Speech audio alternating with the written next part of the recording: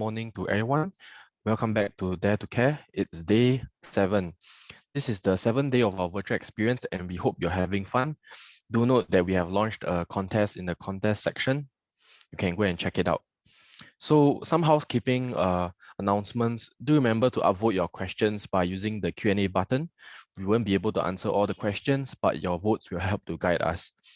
I know there's a leaderboard contest going on, but do refrain from asking duplicate questions and ask strong and valid questions to our speakers, please.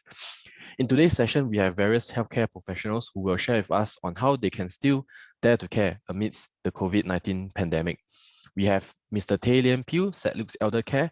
He's the Center Manager of Nee Soon Central Center. We also have Rachel Pong, who is a Public Health Officer from the Communicable Disease Division MOH. We have Emmeline Tan, Senior Respiratory Therapist at NHG. We have Sarah Tan, Diagnostic Radiographer at Ng Teng Fong General Hospital. We also have Miss Saniya, daughter of Kumara Sami, Senior Staff Nurse, Changi General Hospital. So first up, we have Mr. Tay. Mr. Tay, I shall hand over the time to you for your introduction.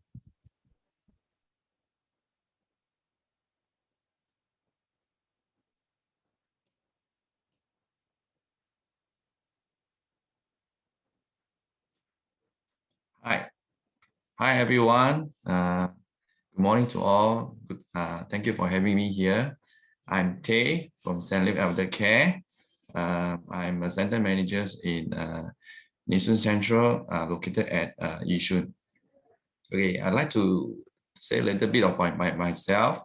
Okay, I'm trained and studied in engineering in my early days and younger days before I joined the elder care sector. My mom is the one that inspired me to care for the elderly, and she's my inspiration. I make a career switch in 2015, joining St. Luke's Elder Care because I just want to care and I want to dare to care, and it's all about people. Okay. Okay, a little bit about St. Luke's Elder Care. St. Luke's Elder Care is a Christian healthcare provider. We are committed to enrich the life of elderly, the caregiver, the care member, and the widely community. We provide a full range of integrated service and program for the elder, including maintenance day care, day rehab, dementia care, nursing care, respite care, wellness activity. All in all, we have, as of today, we have 23 centers island-wide. Okay, we provide this service that is designed to benefit the elder who are suffer from physical disability as a result of stroke, fall, accident, as well as those who are frail and lonely who have no one to look after them. Okay, our service also benefit families of elders who do not need to travel to various places to receive the services for the loved one. We have our first nursing home in Ang Mo Kio in May 2020.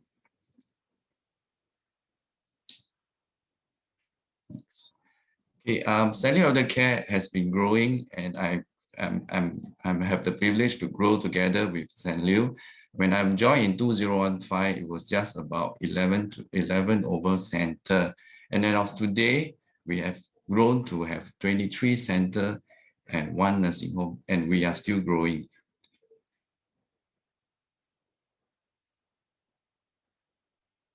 Okay, we are covered island-wide, as you can see from the map, in the north, in the east, and in the west and central.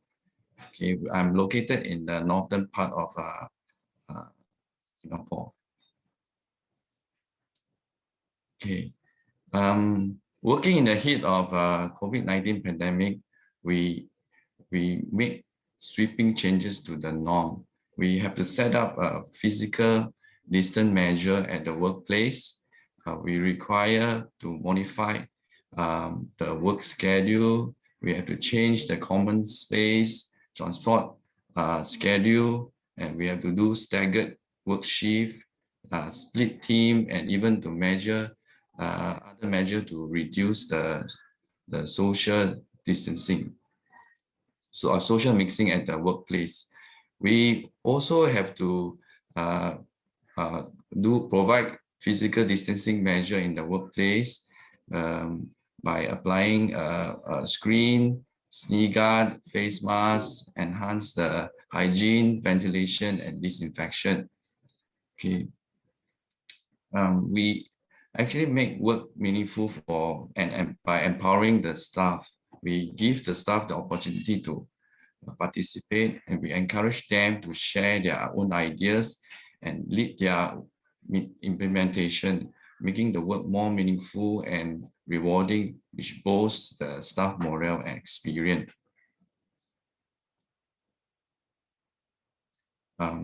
The most inspiring and motivational story here, my experience is that the whole of St. Luke have a united passion, heartbeat, and motivation of the staff. We went through extra mile for the elder.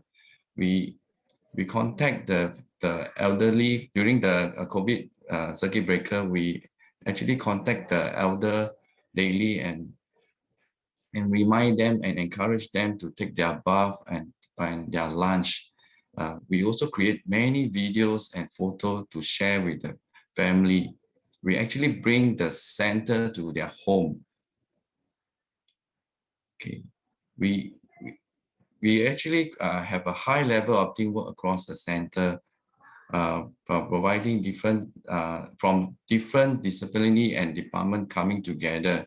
We cooperate, we help each other, we encourage, and in fact, the whole circuit breaker give rise to the ground initiative where ownership were taken up by everyone to participate, collaborate, and contribute.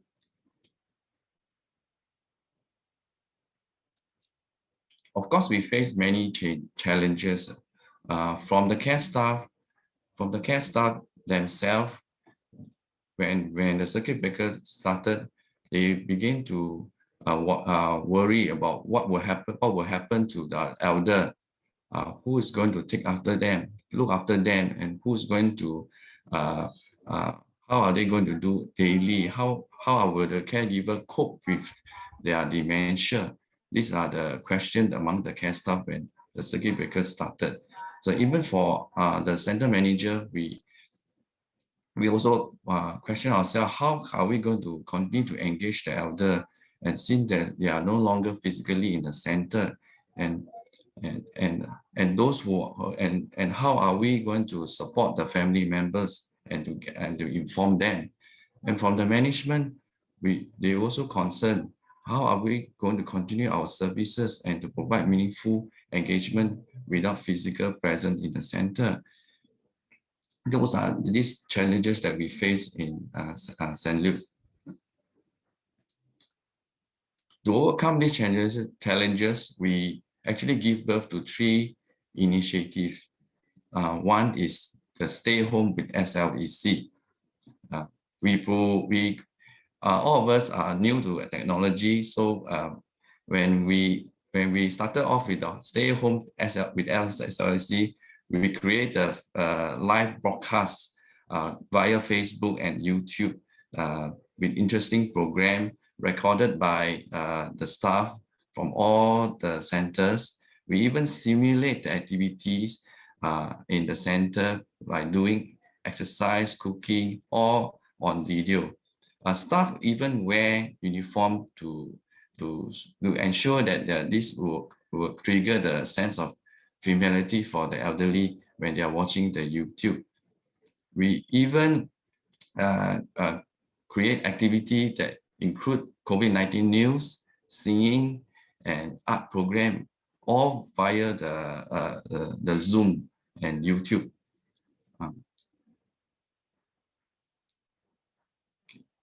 The second initiative is we have a caregiver support over Zoom. Caregivers are always concerned on how to provide appropriate care. We engage them. We engage them by our OT, even by our counselor for different disciplinary group. In total, there is about 136 caregivers that attend this support group. Many shared it was useful and to hear from other caregivers facing similar experience. Some stay back to even to receive more personal care from each discipline. The third initiative is the Tele, Rehab, and EEngagement.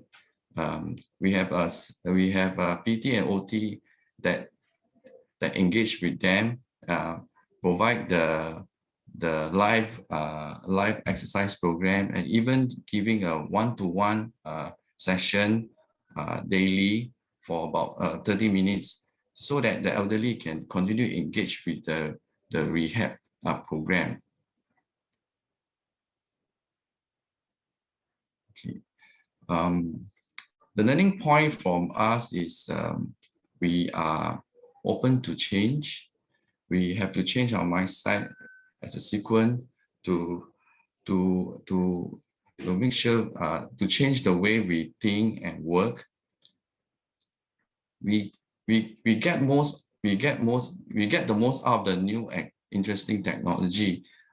In fact, most of us are not a first time in Zoom, even using the smartphone. We have many senior staff that never ever used a Zoom before. So they learn to adapt the way to work and to use video for meetings and activity. We learn together, and even staying apart. We build relationship, even also we staying apart. And in fact, virtual meeting enable us to connect everywhere, anywhere, and anytime. Okay. Before I end this program, this presentation, my presentation, Saint Luke is in Saint Luke, we are serving, we are loving, we are empowering a community. Thank you so much.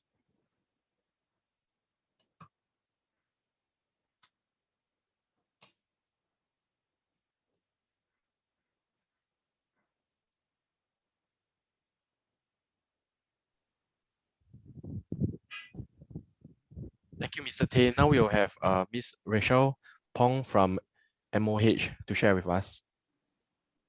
Hi, everyone. Just going to share my screen.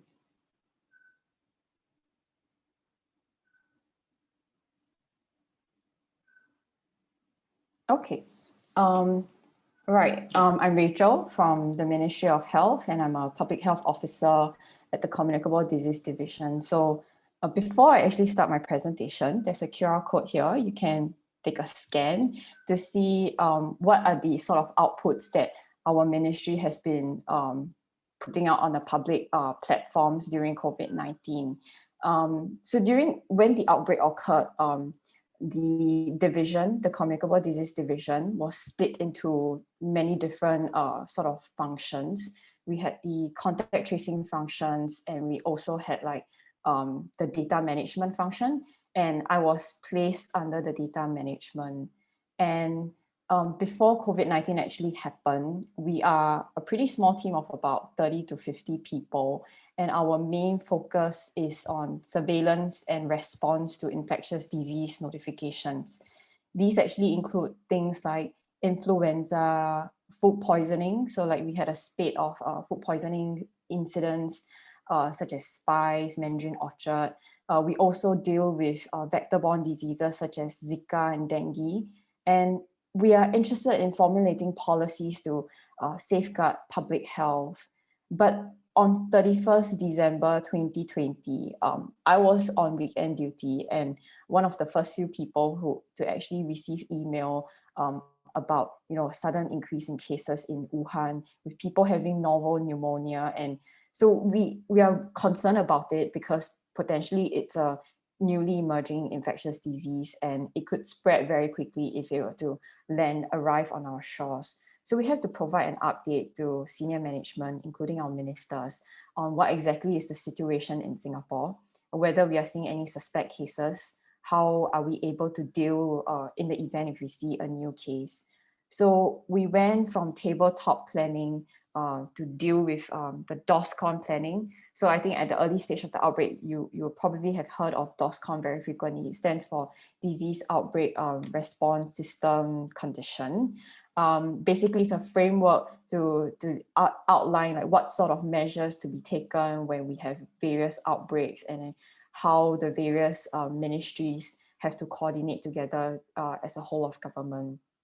So from tabletop planning, we slowly expanded until we had 7 contact tracing centers at the peak of the outbreak in April. So on the left, you could see 2 pictures. The one on the top are my colleagues, where we first started as a contact tracing center in the ministry.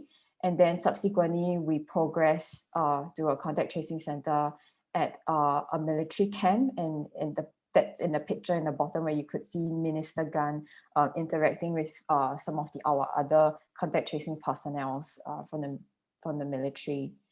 And just to share on one of the first local cluster that I was involved in. So because at the start, the outbreak was small, everyone was doing both contact tracing and data management as well.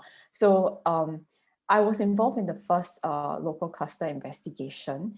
Basically, it was a number of cases that were associated to a shop. So we had to pay a visit to the shop. It was late at night, I remembered, and I just went down with another colleague, as well as a couple of the personnel from the police force, because we want to tap on their resources to ensure that our investigation is complete. So when we went there, we had to interview the shop owners, collect various demographic details of the people who are working in the shop, as well as people who visit the shop. So the graph on the left shows you the details of the cases that arise from the shop, and the colored boxes in light pink are essentially the first generation of cases, meaning to say they are people that acquired the infection from people who actually visited the shop. And subsequently, there was actually further transmission beyond the shop. So we could see 3 boxes that are colored in dark pink. These are actually household transmission. So essentially, as a field epidemiologist, when we go to the shop, we have to collect information, like what sort of interaction is ongoing between the customers and the shop assistants, or because we want to find out whether was the disease transmitted by human to human transmission, like is it because of a close range of interaction, or is it more of a sort of like a fomite transmission? And fomite transmission here stands for, when you come in contact with contaminated surfaces, you get the viral particles on your hands, and potentially, when you touch your face, you could then inhale these sort of virus contaminated sort of particles. And hence we want to find out what sort of reasons is driving this transmission within the shop, and hence there's a need to go down to field, collect data, and present it, summarize it in a readable format for reporting upwards to our senior management as well. Then the graph on the right shows you the time from the exposure to the time where they develop onset, and that's in the blue bars. And the pink bars will show you the time from onset to the time of isolation. So our aim here at Contact Tracing Center is to reduce the size of the pink bars, because we want to pick up cases early and make sure that we isolate them before they could spread to other people in the community. So beyond the first local cluster, we began to see more and more clusters appearing in our community. So the first plot on the left shows you various clusters that we have picked up. A lot of them are actually household clusters, so they are really small in size. But we also see big clusters, involving church clusters, workplace clusters that subsequently began to pop out in our community. So at the data management side, we are interested to find out how many of these clusters are actually small in size, and how many of them are large, and could go on for several generations. Because if majority of your clusters are small, then that means to say that there's a high chance that the epidemic can be brought under control. But having said that, when you have a small number of really big clusters, then what this means is that you have to ensure that the activities that you are planning to resume in your population is well calibrated, such that we minimize the risk of these huge clusters appearing, and ensure that our contact tracing center is able to cope with the demand that arise when we were to see a big cluster. So our aim here is to make sure that we minimize the cluster size and we minimize the number of generations that go on to spread thereafter. And the middle plot you see here is actually the plot of time from symptom onset in your infector to the symptom onset in the secondary case of someone who is being infected. We are also interested in this because if your duration is really long, then what this means is that because people tend to be more infectious when they develop symptoms. So when your duration is really long, then what this means is that once we find the first case, we could try to ring fence and find the people of the second generation, quickly isolate them before they are symptomatic, and hence minimize their onward transmission in the community. But the problem is, if the duration is really short, then we have very little time to find these secondary cases. And that means to say, once they develop their symptoms, they could already be exposed in the community and spreading to other people. So this sort of information that we get out from the data that we're collecting from the cases is very important for outbreak control. And the last plot shows you how well we are controlling the outbreak by isolating the cases early.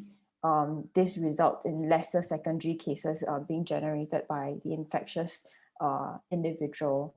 And on average, we are seeing that one person tends to spread to less than one other individual, and that's a good sign.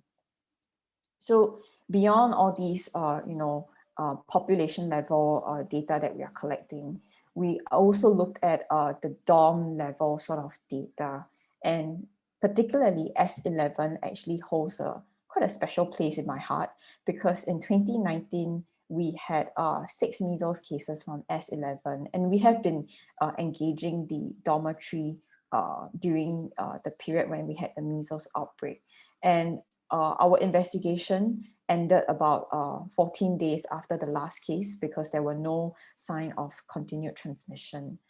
But fast forward 1 year later, or maybe less than 1 year, because on the 28th of March, we began to see cases being notified for COVID-19 and S11. And at that point in time, it was just about 7 cases.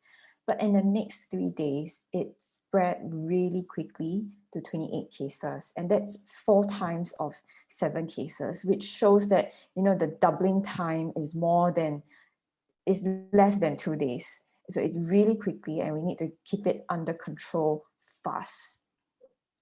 And the problem with, or rather the challenge with S11 is that, and also for many other dormitory outbreaks that we have seen, is that a lot of these cases were asymptomatic or mildly symptomatic. So asymptomatic means to say that you do not have any symptoms, you do not have signs of fever, you do not have signs of like cough and running nose. And because of that, it makes it difficult to detect the cases. It makes it difficult to identify who are their close contacts. And hence, this is one of the reasons why the outbreak could spread so quickly within the dormitories. And as well as because of the levels of contact rate tend to be much higher in the dormitories as compared to people who are living in a general community. So all these factors actually came to play and result in a very quick transmission that we see at the dormitories. But dorms aside, we have also been looking at collecting data at the community level. We test people with acute respiratory illness when they visit a GP or polyclinics. And the reason for that is because we want to pick up cases early. And for every 1 person that we identify from our swab and send home initiative, we try to extrapolate how many cryptic cases are there in the larger community. So if we see 1 case, does this mean that, you know, there are 10 cases out there or 50 cases out there, or is it just 3 cases out there? So there's a lot of different model parameters that we put into our model to try to understand what exactly is going on in the community, so that we make more informed sort of decisions where we try to make plans to reopen the economy. And so the picture here on the right side, that's me. Not because I was swabbed, not because I had acute respiratory illness, but because for various work functions that I have to do. And just to share a little bit, I was swabbed actually 5 times in the month of November. And because of my work function that I have to engage in a particular project, and I have never got used to swabbing. So after doing my very first swab, I truly understand how it feels to undergo this procedure by the healthcare workers, by the dorm workers, and, you know, many people who are working on the front line, like people at the airport services, where they have to undergo routine, regular, rostered testing.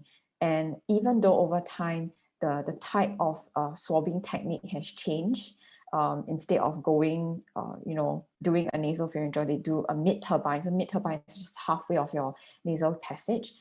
It's slightly more comfortable, but I think my heart really goes out to all of these people who have to undergo all these testing.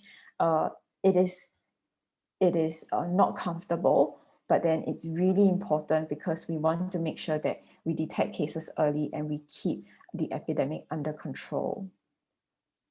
So that aside, just one of my last few points to make for the work that we have been doing at the ministry, we need to ensure that the data is actually well understood when we collect at the ground level before we actually process it for analysis. Because if you have rubbish that goes into your model, then whatever model outputs you have will not be, you know, it will be nonsensical. It's not useful for policymakers to get a good understanding of the situation. And you have to be prepared for changes that could happen and be really, really quick to adapt, because at the start of the outbreak, various requests are coming in at different times of the day, and they change really quickly. So you've got to make sure that you'll be able to cope with the demands. And our data and resources are never perfect, because you could never collect all the information out there in the world. But more importantly, we need to find and, you know, develop methods that can are compatible with all these data constraints that we have, and make sure that we could tease out the essential information from all these limited resources. And last but not least is that the study findings needs to be conveyed and interpreted correctly, because once again, if you do not frame the findings in a proper sort of framework and for people to understand in easily, then what could happen is that people misinterpret. Your senior management could fail to understand what you were trying to portray. Members of public could be thinking that, you know, you're saying something else when you actually meant something else. Then this creates a lot of issues and a lot of misunderstandings that can create a lot of unhappiness as well. So I think as modelers, it's really important to ensure that whatever information you put out there is things that people do not misinterpret, and ensure that people get the correct message at the end of the day. And with that, I've come to the end of my presentation. There's a lot of things that we are doing at the Contact Tracing Center. This is just one small little part. If you're interested, could always read up more on some of our coverage on Channel News Asia about our contact tracing efforts during COVID-19. Thank you.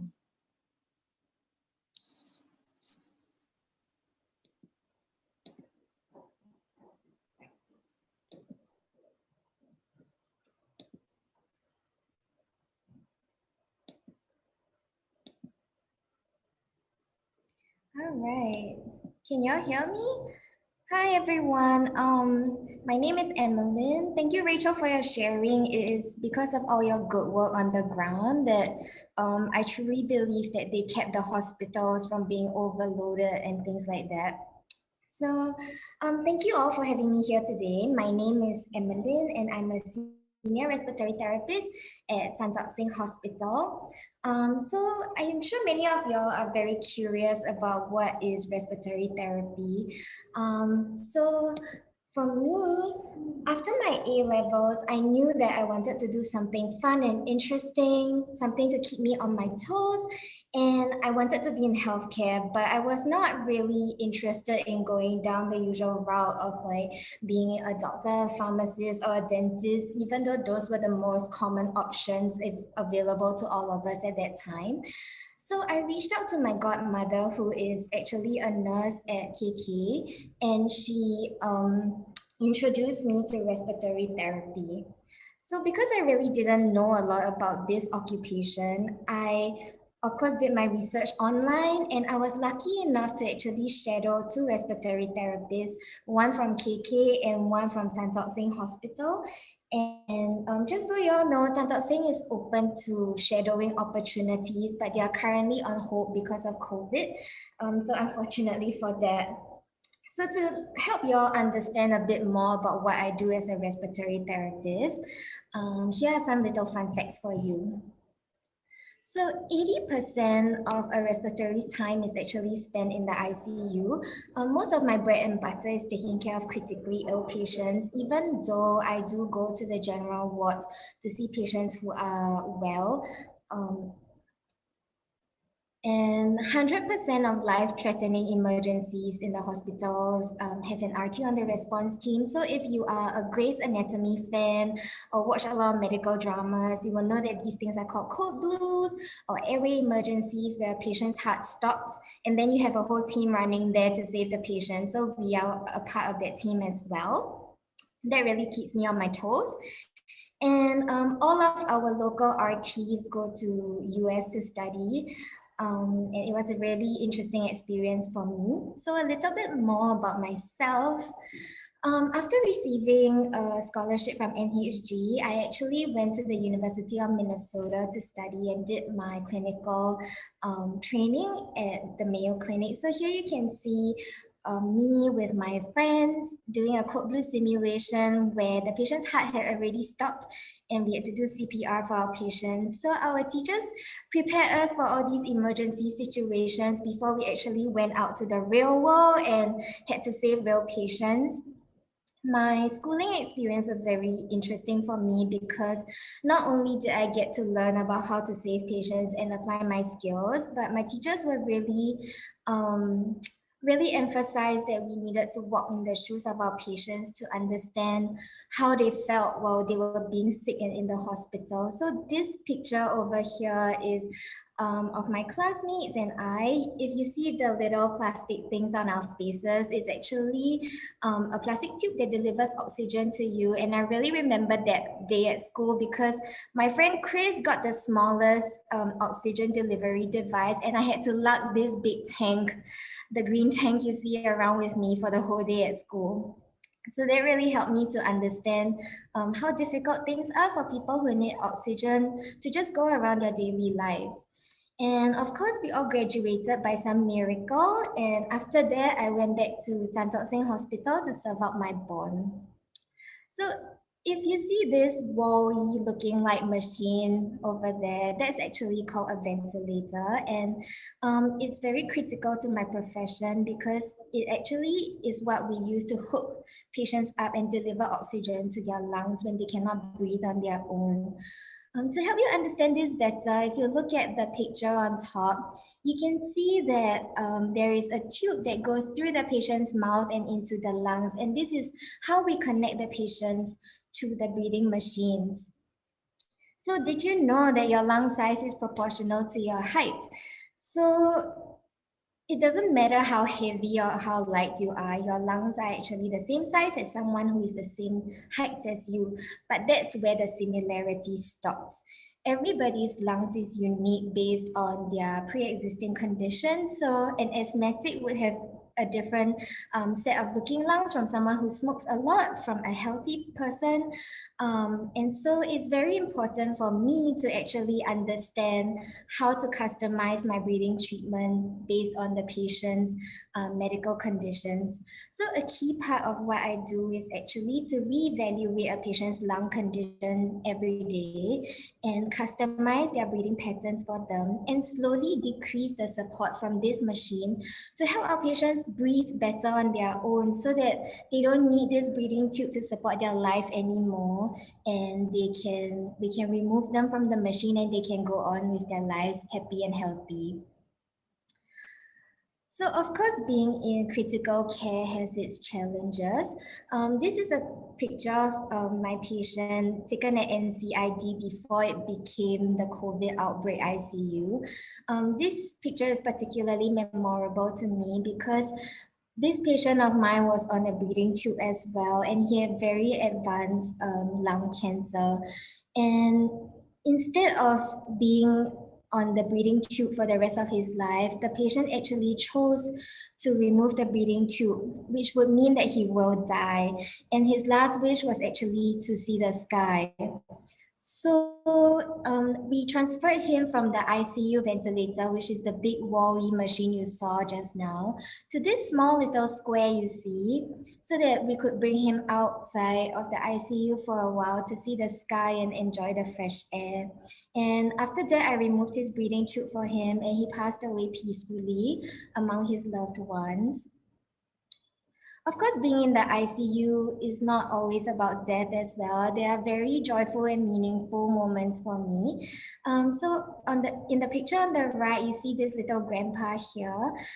This grandpa had been in the ICU for 3 months because of a very, very severe lung infection. And if you look at his legs, you can see that his muscles have gone down a lot, and he was really, really skinny and didn't have any strength to actually breathe or even stand. So again, we put Uncle on a really small ventilator, and we brought him out to the garden actually for some fresh air and to motivate him to do some exercises so that he can build his muscle strength again. So your lung is actually powered by muscles, and as you do with weight trainings and things like that, you can train your muscles to get stronger and better. And once you can do that, we can actually remove the patients from their breathing tubes and let them have a more meaningful and independent life. So I'm sure all of you are here today because you are very interested in what we did during COVID. So as Rachel was sharing just now, at the beginning of COVID, many of us were not really sure about how COVID was actually transmitted. At that time, in early January, experts were arguing among themselves whether it was airborne or droplet. And even as a healthcare worker working in the ICU and being a respiratory therapist, I wasn't really sure as well about how COVID would be transmitted. So when I first found out that we were going to start receiving COVID patients in the NCID ICU, I was very concerned for my family members' safety, not so much for myself because I was already mentally prepared that one day I would have to care for patients with really infectious diseases, but because I had older parents at home and my husband is an essential worker as well, I was really afraid that I would spread COVID to them if I got infected. So one of the first things I did was that I moved out of my bedroom at home to the father's room in our house, and I took my meals separately from all of my family. And if I had to go out to use the bathroom or grab stuff from the kitchen, I would always wear a mask and make sure to to wash my hands. So this is a picture you see of my husband delivering McDonald's delivery to me through the balcony on the first Sunday morning that we were separated. Of course, even though working in a COVID situation is pretty scary, the hospital did really try to help us feel safe by making sure that our PPE, personal protective equipment was complete. And they also provided us uniforms that we could go to work and change into. And after work, we just return our uniforms at the ICUs to make sure that we don't bring germs home. So I'm sure many of you have heard about how uncomfortable the PPE is. And I assure you all those rumors are true. It is very difficult to work in a big yellow gown over your clothes. There is plastic, the material doesn't breathe. And if you see this spacesuit thing that I'm wearing, there's actually vacuum like sounds inside. So you can't really hear your colleagues when you're working together. And you can see how chaotic things get when you look at the emergency photo below. Well, one of the things that really bugged me about this is that because most of my patients suffer from respiratory problems, there are times when they will feel very breathless. And for all of us that take breathing for granted, when you feel breathless, you will start to panic because it is very scary. Normally, in a normal hospital situation, I'm able to just open the hospital door, go in and tell the patient, hey, it's okay, just breathe slowly, hold on, I'm coming in to help you. And I can wear my gown and go in and help the patient.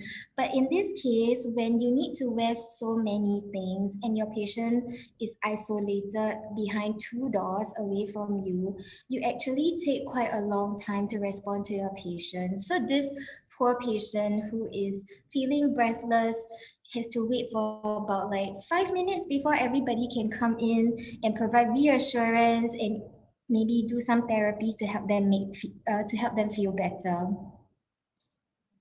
Okay. So one of the things that was really specific to COVID was that those few patients who got really sick and needed ICU care really had very severe damage to their lungs. And in this case, we actually had to use this technique called pruning to help these patients get better. So pruning basically means lying on your belly. And this is because the lungs that are closer to the front of your body tend to be healthier than the lungs at the back, which tend to have a lot more infection. And pruning will help improve the oxygenation to these patients. So just some behind the scenes, it takes 1 RT and 4 nurses to prune 1 patient, and it's very time consuming.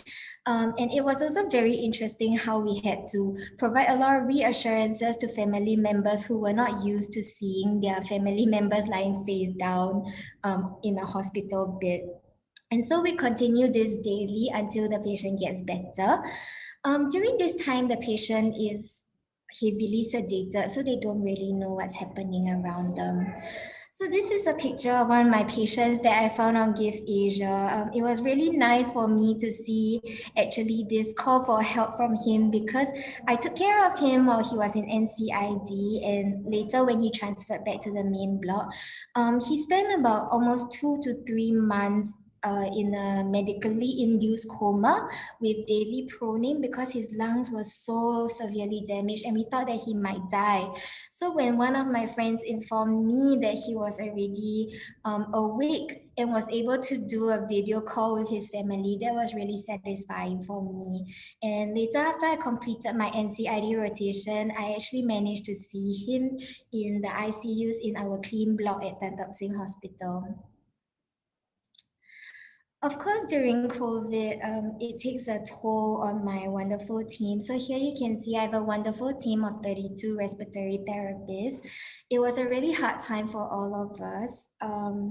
When you get assigned to the COVID ICUs, you actually spend 1 whole month there and you are not allowed to have any contact with your other colleagues. So you can feel some isolation there.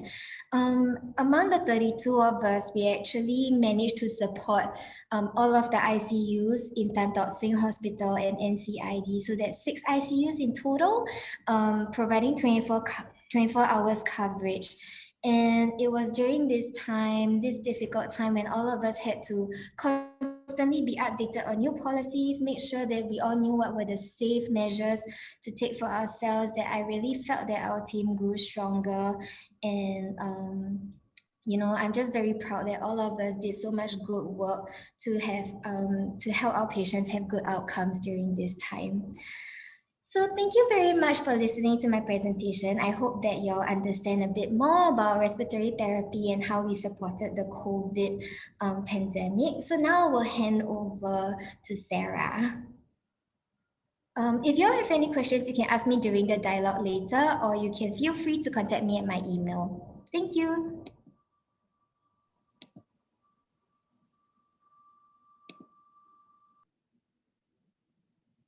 Thank you, Evelyn. Hello, everyone. It's great to meet you all today. I'm Sarah, a radiographer from Pruning General Hospital. I'll start off with a brief introduction about myself. So I was awarded the Healthcare Merit Scholarship by MOHH back in 2014. And then I started my undergraduate studies in 2015 back in Melbourne, Australia. And then I came back to Singapore in 2019, and that's where Pruning General Hospital is the first hospital that I've been working at. I spent the first 1.5 years of my career doing general X-ray examinations. And then last year in October, I was given the opportunity to specialize in ultrasound imaging. So that's where I am now. There are many imaging modalities in diagnostic imaging. So these include general X-rays, CT scans, MRI scans, and ultrasound scans and nuclear medicine imaging. And they all have one common goal, and that is to help clinicians visualize the bones, tissues, and organs in the body. So with this information, the team caring for the patients would then be able to get a clinical diagnosis and plan for the patient's treatment and disease monitoring. So it's definitely gotten busier since January 2020, and radiology plays a very essential role in the triaging of patients and looking out for signs of infection in the chest X-rays. So our departments had to be quick in redistributing our resources, such as portable X-ray machines and lead shields for radiation protection, in order to cope with the larger influx of patients who were coming into our fever tent and fever facility, because that's where the patients with acute respiratory symptoms were housed in. We also had to think ahead and be flexible because the pandemic was ever evolving and there was no way of predicting what would happen next in the hospital. So our department was split into the clean, which is the non-pandemic, and dirty, which is the pandemic team, in order to cope with this larger influx of patients who came in. So when you're rostered to the pandemic duty, you'll have to gown up in full PPE, which includes your safety goggles, hairnet, long sleeve gown, and an N95 mask.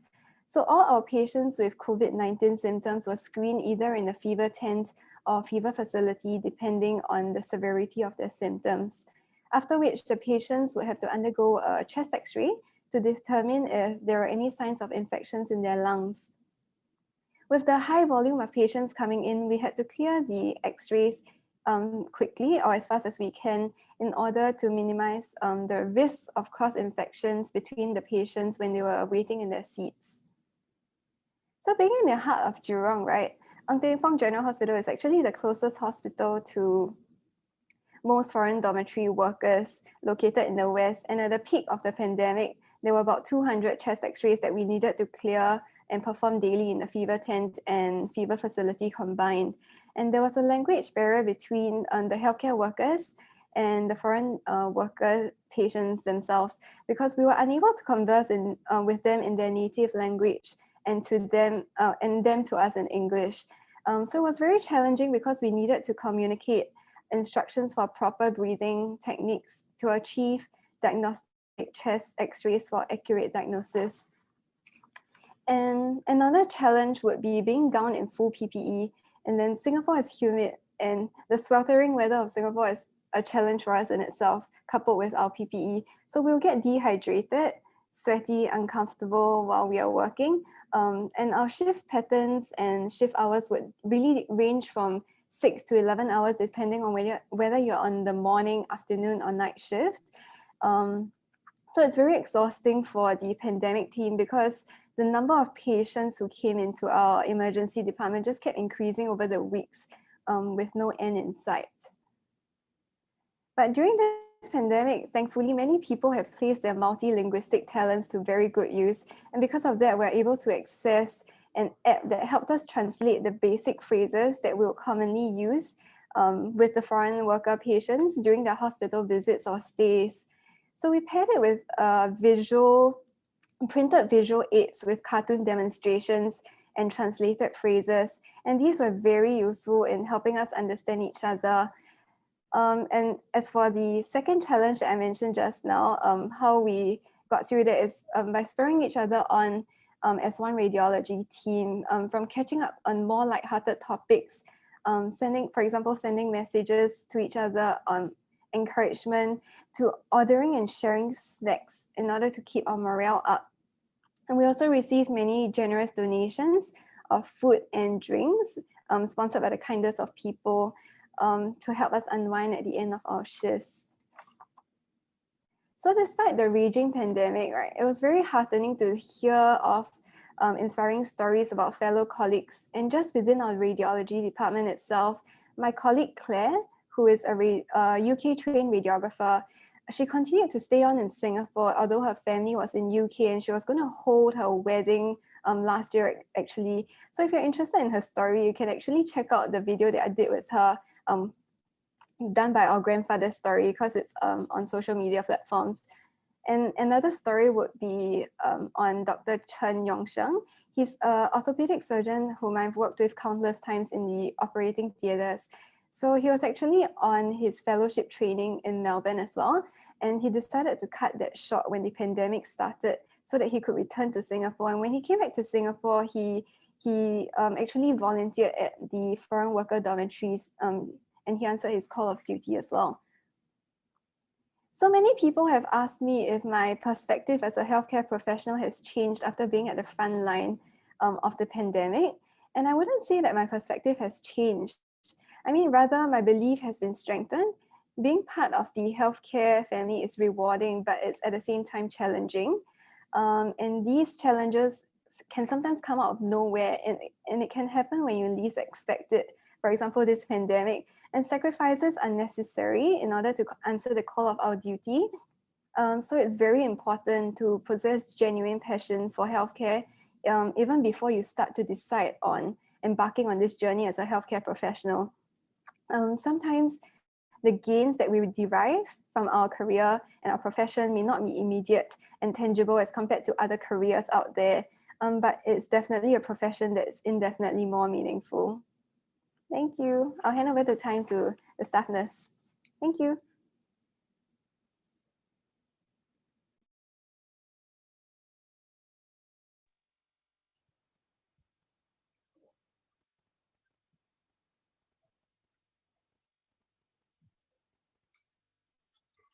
Hi, a very good morning to everyone.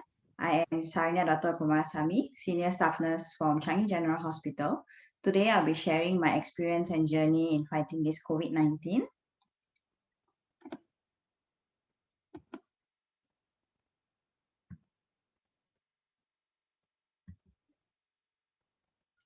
So my nursing journey started when I graduated from Nanyang Polytechnic with diploma in nursing. And then 2 years into nursing, I progressed to do my degree in Bachelor of Science. And I also completed my advanced diploma in medical surgical sponsored by Changi General Hospital. And now 11 years into nursing, and I'm proud to be part of the healthcare team fighting this COVID-19 pandemic. So that's me on the left before the pandemic started. So we always wear uniforms to work. And then once the pandemic started, we changed to scrub suits. And that's how I look at work. So you totally actually can't recognize me under the protective gears. So I used to work in Ward 27. That used to be an A-class ward caring for orthopedic and surgical patients. We have elective patients who come in for surgeries, and we also have road traffic accident cases who come to us who require surgeries as well. But due to the outbreak of the COVID-19, within a short notice, we converted to an isolation ward because given that we are A-class, so our rooms were individual. So we were more easy to convert to an isolation ward. And from wearing uniforms to work, we all switched to scrub suits, and we leave the scrub suits at work and shower before we go back home. So we also attended various training and were updated on latest protocol from time to time to be well prepared at all times. We were assessed by our infection control team, making sure that we were well protected and prepared. So no doubt many of us were nervous, but with constant support from our management, we were ready to fight this together. So this is a picture of my colleague and myself. My colleague is with our infection control team during the learning and being prepared to be ready to serve to our patients. So that's us learning how to use the PAPR during an emergency situation. And so we're looking out for each other and making sure that, we all truly understand how it works and what are the functions to actually check before we even dawn on them, or when our other healthcare personnel like the doctors, the RTs, before they use on them, we actually check whether are the filters working, are the air pressure right. So it requires a lot of constant learning, and we go through a competency to make sure that we are well prepared of the equipment before we even use them. So working in an isolation ward, it's definitely been an emotional journey for me. Though I had fears myself before I stepped into their patient's room, because I have an elderly mom who has a history of asthma, and I have a boy who was last year 4 years old. So I was very much concerned, and being kids, he's very sensitive respiratory wise, like they catch the flu bugs so fast, and I was definitely very worried that I might spread COVID-19 back at home. But each time I step into my patient's room, I could sense my patient's fears and hope, and I aim to keep them comforted. Like I've nursed several patients from admissions till discharge, and many of them are dormitory workers, and we also have elderlies, some of the elderlies from nursing home. So for the challenges we face with the dormitory workers will be like the communication barrier, because many of them speak very little English, and they have a lot of difficulties to express to us like what they're feeling, because it's a whole new fear for them, given that they are in an isolation room, they do not know what's going on. But thankfully I can speak Tamil, so to a few of the dormitory workers, the moment I speak to them in Tamil and explain to them, you can see a whole new relief in their faces. They feel also much better. And for the elderlies, they're not used to being in a confined room alone, and especially the swabbing test, like mentioned by many of the speakers, it's not comfortable at all. So they get very fearful over it, and actually some of them even start to they start to want to hit you, but actually they don't mean it. It's just that they're very fearful, they're not sure what you're actually going to do to them. So it takes a lot of reassuring, and each time we go into the patient's room, be it serving diet, serving medications, or attending to their needs, we take this time to reassure them. We call their family members for them, because there's a phone in the room. We call their family members. We let them talk to their family members. We actually ask the elderly, what do you like to watch? We switch on their favorite channel for them. We make them a hot drink.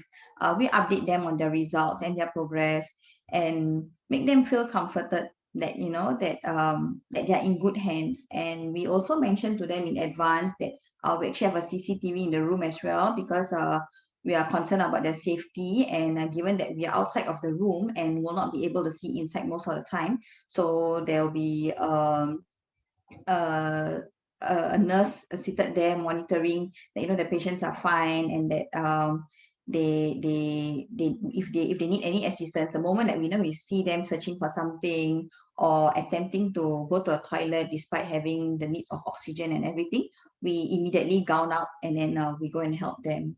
And most of my patients did not even know how I looked like under the protective gears, but despite that, we shared a lot of good times. We spoke a lot. They shared their concerns with us. And it's very cute talking to elderlies, like they don't understand, like why do they need to use a mask, is it so true that it was spread so easily. So I really enjoyed all those moments talking to them and actually educating them at the same time. And together with my patients, I eagerly waited for be it their swab test results or their recovery journey.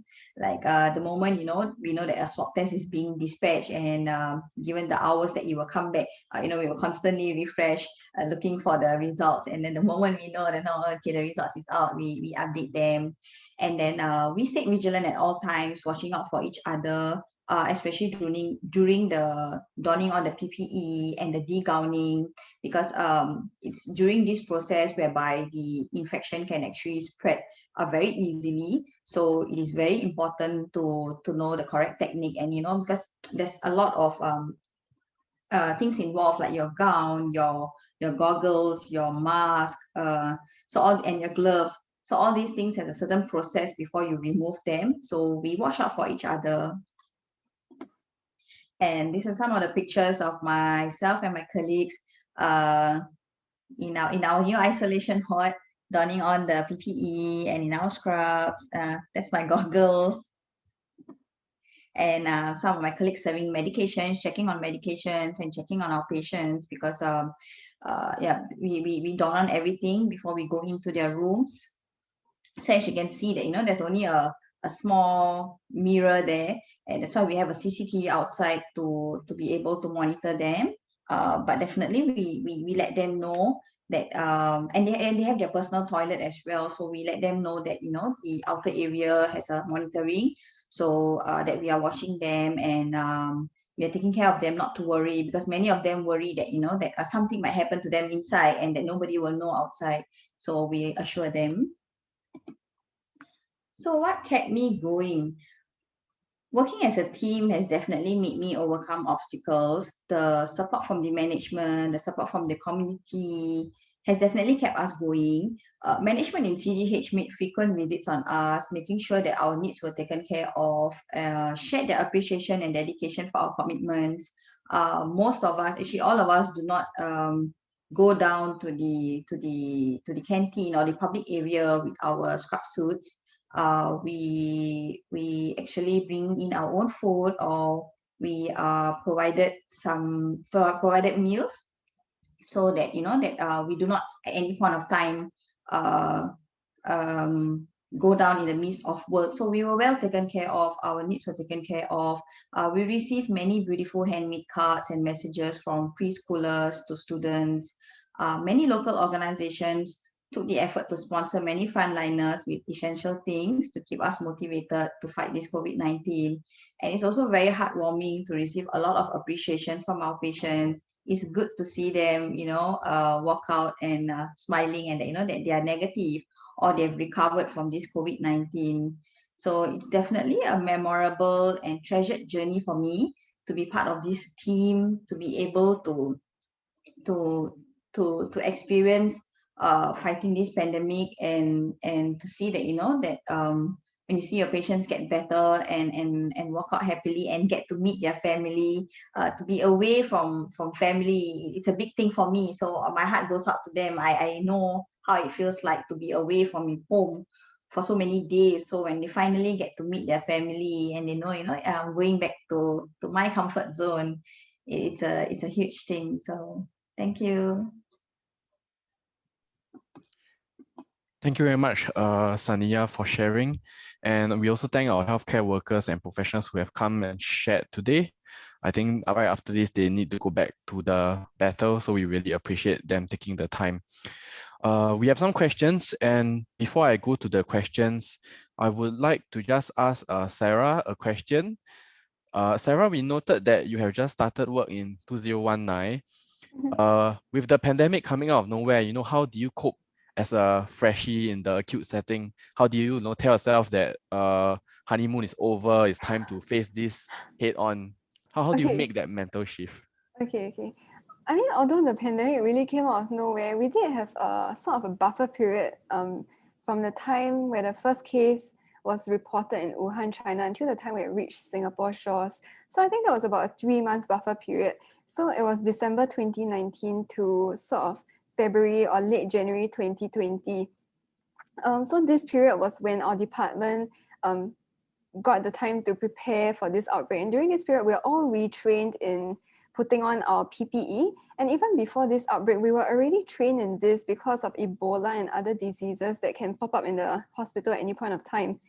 But having said that, it isn't possible to be fully prepared for any pandemic, even with all those drills and exercises that we have every year, because the situation is always evolving in a real life scenario. So in the case of COVID, for example, there are always new clusters being formed, spikes in the number of cases, and even new strains in the virus. So to be honest, there was a fear in me, fear of catching the virus and then bringing it back home and then spreading it to my family and friends. So there was also a fear of stigmatization, and it was very real. And I remember talking to my family about the anxiety that I had, especially because of this uncertainty during the pandemic. And they told me that fear is a natural reaction for all humans, but I could always choose courage and faith amidst life's uncertainty. And that statement in itself really spoke volumes to me, I felt. And it reminded me to stay strong and stand firm in my beliefs, I felt. It was also very helpful that my fiancé is an emergency department clinician, and we could share the challenges that we faced at work, and we could comfort each other. And just simply having a loved one who understood exactly how I felt, it provided comfort for me. And although it was physically and mentally draining, I knew that I was not fighting this battle alone. It was very heartening to see colleagues, departments, hospitals, and even the general public coming together and working as one during the pandemic itself. And although we had to make sacrifices, for example, cancelling our annual leave and things like that, it was necessary, and I felt it was worth it to ensure the safety of our families, loved ones, and country. Thank you, Sarah. Hope that was a good answer for everybody. We have some questions, and I'm going to move on to direct the questions to the speakers. For Rachel, I'm curious to find out the job scope of public health officers before COVID-19. What are the job functions you do when there are no pandemics? We have quite a number of things that we looked at. So our division is split out into various sort of disease types. For those who are doing surveillance and response. So there's like droplet-borne diseases, and then we looked at like measles, mumps, rubella, influenza, HFMD, hand, foot, mouth disease, other more serious sort of like droplet-borne like meningococcal and so on. So we also have like foodborne diseases, where if there's a foodborne outbreak, you have to go down to field, investigate, check, collect food samples, and work with various stakeholders, because you have to work with SFA, Singapore Food Authority, NEA as well, to collect samples. And then there's also the vector-borne team that works very closely with NEA, because there's a rise in dengue cases. So we need to find out what exactly is driving all these transmissions. And then we also have like healthcare related outbreaks, where we have to work with the healthcare providers and make sure that the infection control measures are well in place. But these are really just the surveillance part of the house. We also plan for pandemics. We looked at, we work with the One Health groups in other parts of the region. So it's not just Singapore alone, but we work very closely with other countries, international partners. And then there's also like the policy making branch, where we work very closely with them, because a lot of our outbreak response is affected by the policy that is planned upstream. So these are really just some of the small kind of things that we have been doing, but there's a lot more out there. Yeah. Thank you, Rachel. Since we are on you, there's another question, which is, how did you manage to adapt to the constant shifts in medical guidelines for the virus? For example, at first it's 14 days of non-contact, but after that there was more, because studies show some had symptoms after 14 days. In terms of that, okay, so I'm not sure whether I interpret the question correctly or not, but it seems to be saying that initially the incubation period, meaning to say the time from exposure to time of developing symptoms, is within 14 days. And the person asking this question seems to be saying that now the incubation period is longer. So a lot of times, right now, our contact tracing, we will perform like activity mappings to find out where the individual has been for the past 14 days. And the reason why we still use 14 days is because it's based on international recommendations. If there is sort of evidence to suggest that there is a shift more than 14 days, then we will always recalibrate and ensure that, you know, we keep up to the current standards. But having said that, so the 14 days is really just a guideline that we use at Contact Tracing Center. But a lot of times, if it's like a local unlinked case where there's no clear understanding where this person acquired the infection from, then we have separate teams that actually look beyond 14 days. We look at, you know, what kind of job scope is this person engaged in? Is there a possibility that he or she is in contact with other known COVID cases before like the 14-day period? So yeah, that we have many shifts in our medical guidelines, but then we always ensure that we keep up to the correct standards. Yeah. Thank you, Rachel. A question for Mr. Tay. Let us move to Mr. Tay. Were there any particular challenges faced when adopting online methods to reach out to the elderly in St. Luke's elder care? What about elders that do not have access to internet? How do you reach out to them? That is the most challenging things we are facing when everything is new, everything have to go through online, where people are alien to technology, especially Zoom. Actually, for those who have no internet access at the elderly home, we actually call them. We have assigned staff to be called. Call them every time, every day. They are this staff we assign them as care ambassador. They will call them certain time of the day to ensure that they are engaged. They are whether they have any problem at home. We also call the caregiver. Most caregivers have a smartphone. We actually teach the caregiver how to go online, and even they will go to them, the elderly, their parents, to play the YouTube or the activity and show it to them. This is how we engage them. Thank you, Mr. Tay, for sharing. So over to Emmeline now. We have some questions about RT. The question is, what are the qualities of a good RT? Do you work longer hours during the pandemic compared to before the pandemic? Okay, thanks. So the good qualities, what are the qualities of a good RT? Number one, a good RT must be compassionate. You need to like people. I think that is the basic quality that we hope all healthcare professionals will have. The other thing is that you need to be flexible and able to work on the fly, because most of the exciting parts of our job actually involve responding to emergency situations, and sometimes the team around you might not be people that you work with all the time.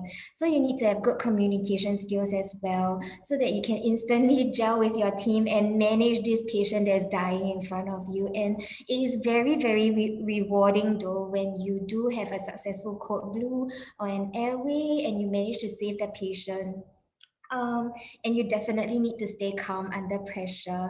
I think for that, you know, of course, good training really helps, and just being confident about what you do will really help you in that case.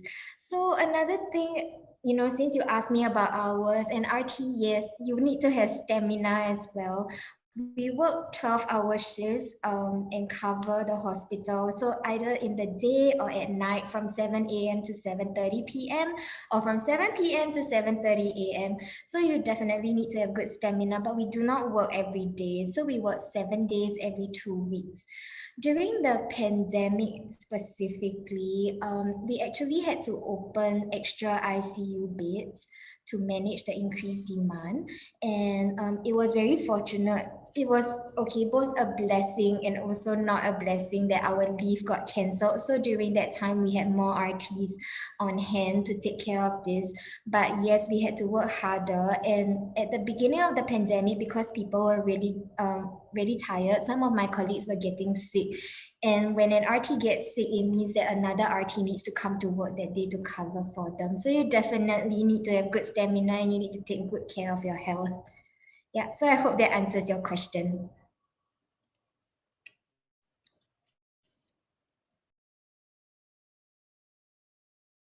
Sorry, Nigel, I think you're still Whoops, muted. sorry.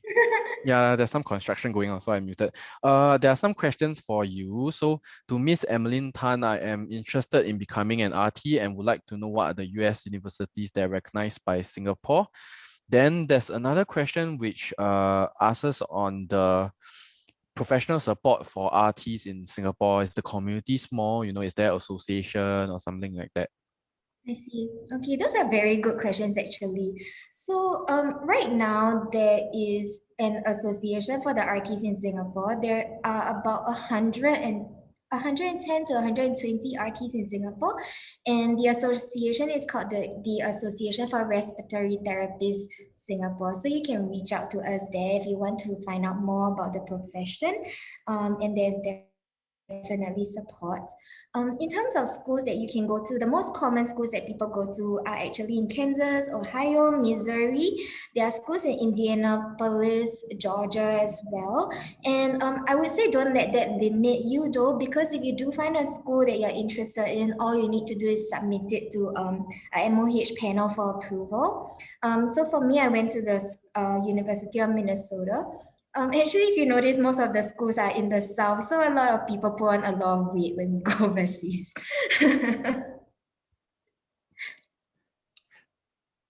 Okay, thank you, Emmeline. To echo her answer, right? When you're shortlisted for the scholarship and you're selected, right, we work with you on your preferred university. So a question for Miss Sania. We have a general question. Did any of your friends or family discourage you from going to work due to the pandemic? How do you reassure them? Actually, to be honest, many of my family members and my mom, she didn't discourage me at all. They were in fact very proud that that I'm part of this team, and they always send me messages checking on me. My sister, she even messages me and asks me, oh, if you're knocked off from work, how was work today? Are you okay? And she actually orders sending Grab to send me bubble teas, keep me motivated and keep me going. They've never once discouraged. I think that was my strength to keep going. Yeah, I think if they had been very negative about it, or if they had discouraged me, it would have probably affected me to some amount. But I have a lot of passion for this. Like I said, I actually first started nursing because I felt that caring for somebody and getting back a smile back from them is a different kind of satisfaction. So thanks.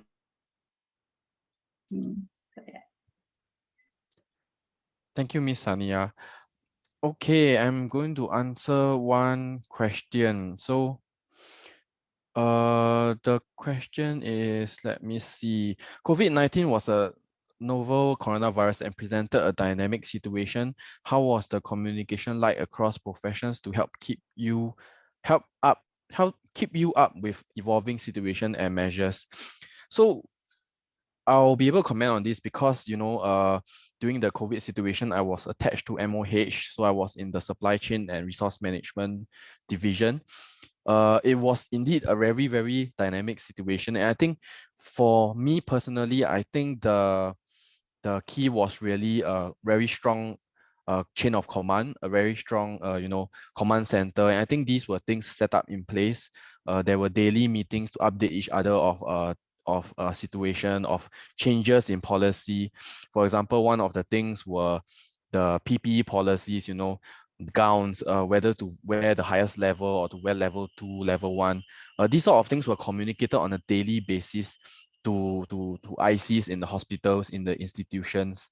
So to answer your question, I think this was very, very crucial. So leadership and having structures in place to address these sort of things on a daily basis. Okay, let me see. We have one question, which is, do healthcare professionals still have to practice isolating themselves when they get home? Are the family, especially young children, used to not being able to interact with them for a long time?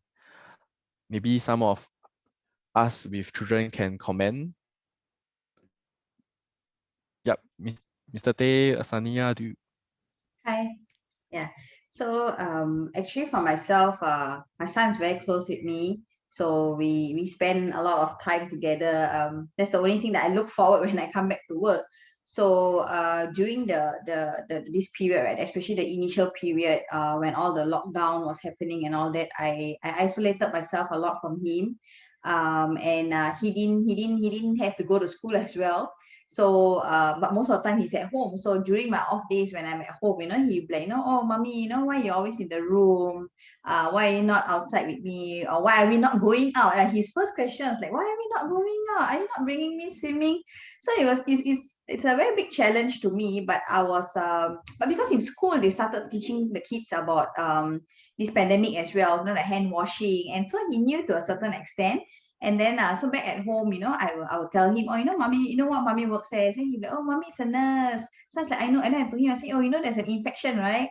Then he's like, yeah, that's why we can't go holidays and all. Then after that, so from there, I slowly started teaching him, so he could actually understand. Probably because he's 4 turning 5, so he was a bit more understanding about my job scope and why we had to be in social distancing. So even at school, they started social distancing. Even during National Day, they did this performance. So there was a social distancing between them as well. So he could understand that, that social distancing is required because you do not want to spread infection.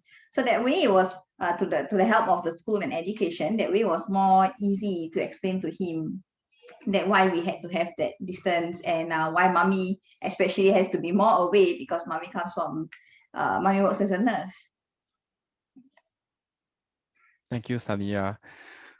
Anyone has kids would like to share?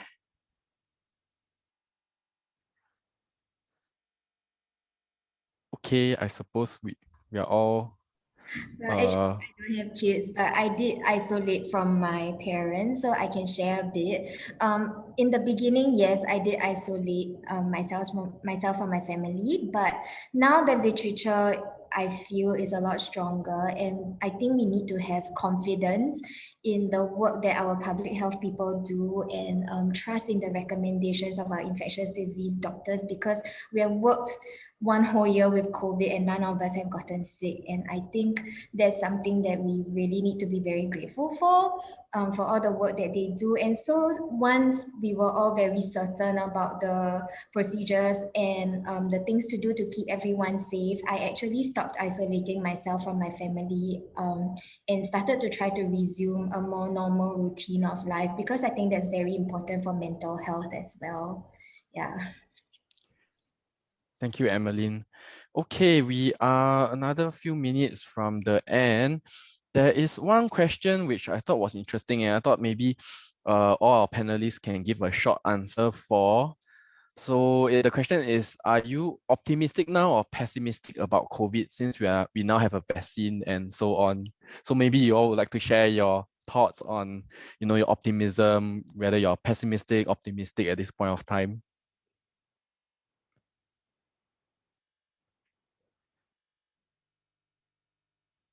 Maybe Sarah, you want to go first? Okay. I mean, personally, I've gone through both of my COVID jabs already. So I'm done with both doses. And to be honest, during this entire pandemic, I've never once felt pessimistic for some reason. Because, I had faith in our healthcare system. And just personal beliefs and my own pace that we'll just get through this together, lor. And I'm just optimistic and still optimistic, and hopefully things will get better over the couple of months, and even maybe in a year's time, maybe we'll be able to travel, maybe we'll be able to hold events like weddings, sort of things, without much restrictions. But having said that, of course, our safety comes first, lah. So we'll just see how things goes. Thank you, Sarah. Whoever wants to share next can just go ahead. I'm very optimistic now. I think we have upped the level of care because of this pandemic. And I'm very confident with our healthcare that we can pull through this because we dare to care.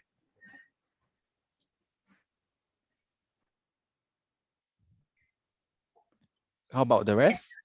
Yeah, actually for myself personally, I'm very optimistic. I think from the beginning, I actually trust the work of our healthcare a lot, and I can see, the kind of effort we put in to fight this. So I was very optimistic from the beginning, and even after the vaccinations that's out, I'm still very hopeful that all this will settle down really soon. I'm waiting for all my foreign colleagues to be able to meet their families. So definitely very optimistic.